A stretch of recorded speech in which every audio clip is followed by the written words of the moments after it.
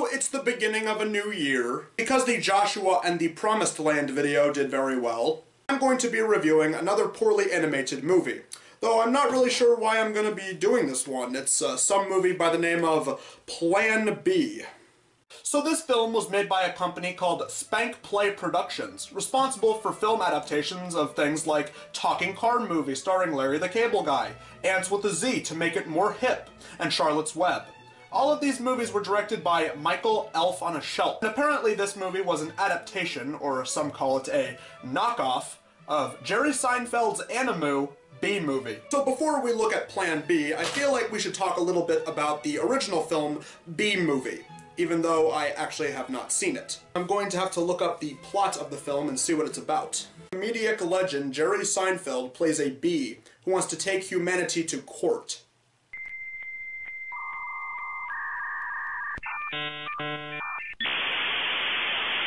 But after that movie did well at the box office, at least I think people went to go see it, Michael Schelp then decided he wanted to do his own retelling of this film. This movie begins with, oh no. Hey, alright, I'm starting to see why this movie was requested. It's because apparently the animation is on par with Gaither's Pond.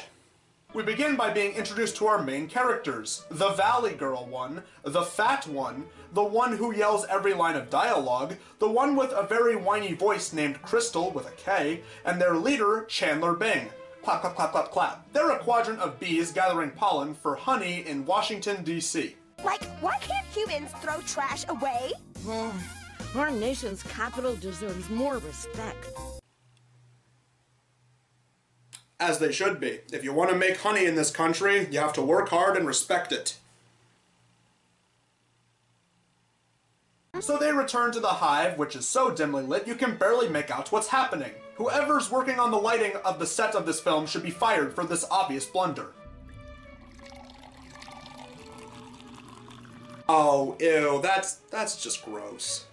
It's here where we meet the movie's main villain, the Beehive's queen, played by Beyonce, as well as another bee who is the leader of another squadron of bees who is so painfully obviously a villain. He even has red eyes like that, what's that thing from the Harry Potter books, Voxel Mint or something? We also see another bee from another hive who Bing is friends with, Bonnie, who then tells them about things and how they're done differently over at her hive. Because it's my duty to serve the queen. Not unconditionally. Bing, you're a good, loyal bee. I admire that. But queens have responsibilities too, you know. A keef must be reasonable and fair. If she's not, you gotta resist. Bonnie, you're a radical. If believing in life, liberty, and the pursuit of happiness makes me a radical, then yes, I am. As the team goes off to get more pollen for the queen's addiction, the flowers they find are stationed at this picture of George Washington. I've only been to D.C. like once or twice, but where's the reflecting pool near the Washington Monument? Disturbing, a floral tribute to George Washington. Washington loved honey. He ate it every morning. Ah yes, the bees continue to show off their patriotism by showing off their extensive knowledge and trivia of George Washington. The obvious bad guy bee then startles a nearby toad, which then attempts to eat the bees, taking Crystal in the process. As the bees fly against what looks like a green screen back to the hive, they discover that one of their comrades is MIA. Crystal?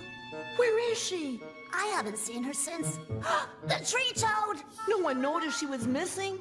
And now, can we please have a moment of silence for this fallen hero?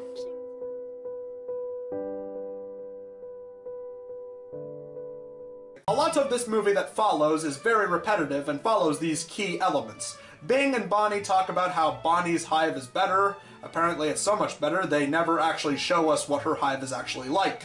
How she wants to make the hive bigger? Why? It's such a waste. Bees must live with nature, not fight it. Stop listening to a keef. For such a cute bee, you have radical ideas. For all we know, her hive's probably studying Marxism. I don't think so. I personally don't think it is. The bees become incredibly overworked and sleep-deprived because of Queen Gruntilda's honey addiction, as shown through this montage of the bees having to obtain pollen in a motion that she describes as drilling and draining. But Belza poached our nectar. I did not. Did too. Silence! I kill you! We also get these back and forth scenes with Voxelmint, who's constantly trying to ruin Bing and crew's chances of getting ahead.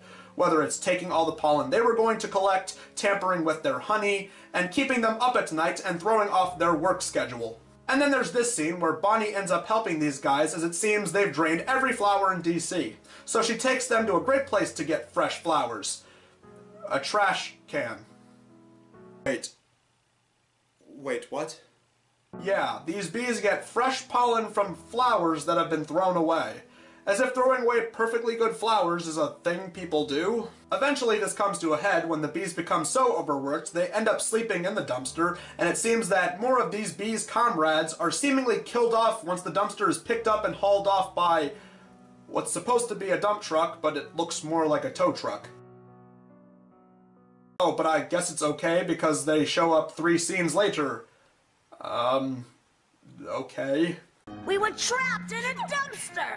It was like totally nasty! Yes, but is anyone here going to explain how they got out of the dumpster? And we were rushing back home, but we needed to rest. We were like totally tired. Anyone? Anyone at all? No? Okay, never mind, I guess. Later, it's revealed that the previous queen of Bing's hive is actually still around, and she's living and pollinating by herself, as well as making, quote, royal jelly, unquote. And why this pleasant, kind-hearted bee was kicked out of her hive, they really don't go into it proper whatsoever. I guess it's implied that the evil queen tipped off the elders, a group of older bees who somehow have power above the monarchy, to put her in charge, but they really don't go into it that much. The elders asked me to leave. You should have resisted. And ignore the will of the bees' representatives? No. A queen must rule by consent. All of this comes around once the bees have had enough of this queen's poor management skills, as she summons her soldiers to take them out, but they defeat them pretty easily. You know, she could learn a thing or two from having someone like the Secret Service as her bodyguards. I shall return to reclaim my throne, and next time I won't be so nice. Next time... Get her! Next time... Oh, and it turns out Crystal is still alive. I completely forgot about her, but, okay. So, Old Queen is reinstated, Bonnie moves into their hive, and the movie just kind of stops. It just jumps right to the credits, like it couldn't wait to end. Yeah, I think I'm just gonna come out and say it. This movie was very bad. I mean, even without seeing the original Bee movie, this movie was just a chore to sit through, with its bad line delivery, Gaither's Pond level animation, bad lighting, and repetitive scenes all throughout. This was just a 42-minute bore fest. The worst part of it is, I don't even know why I reviewed this movie. It's not even religious or anything. Oh, Ariel, how is it political? I mean, yeah, sure, the plot to the original Bee movie sounds crazy, like a Scientologist conspiracy theory or something, but this movie's about an evil queen bee that goes against public interest and wants them to dig and drain and drill and drain resources and... Oh my gosh. It all makes sense now! This movie is actually left-wing propaganda making a commentary about the Bush administration, associating the Queen and her constituents with Bush, and honey with oil. It all makes sense now! Wait, Ariel? Wait after what we just sat through?